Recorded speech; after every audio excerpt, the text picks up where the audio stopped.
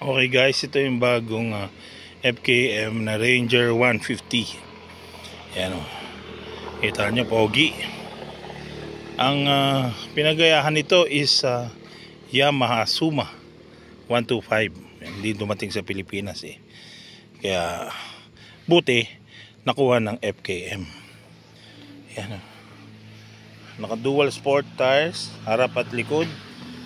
Ayan. Naka daytime running lights, tapos naka projector lights, LED na yung ano natin, lights natin.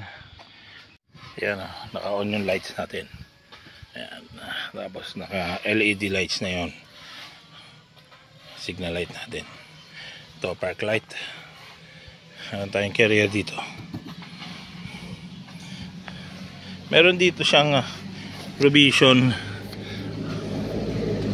Ayan, may kawit dyan para sa crash guard dito. Ayan, disc brake oh.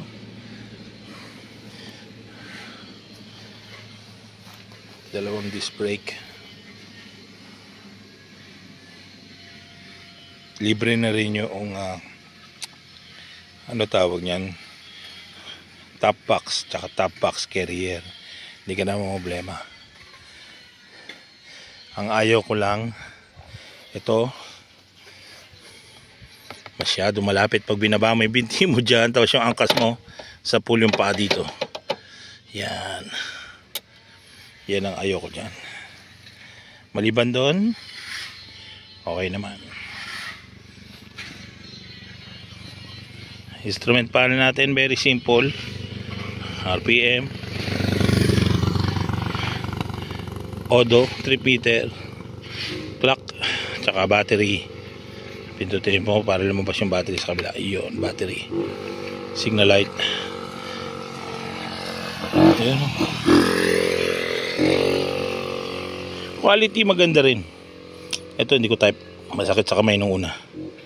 Hop, salamin natin. Walang grado. Maganda. Brake. Lakas. Ito kasama na to.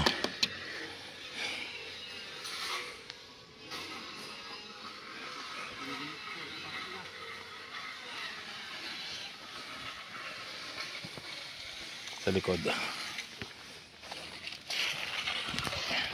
LED na rin ang stop light, brake light, signal light, pati yung plaka. Yan. Disc brake likod. Ganda mamreno. Yung shocks, parang gusto ko palitan, lumambot na. Nung una, okay pa eh. Yan. Ang bagong FKM Ranger na 150.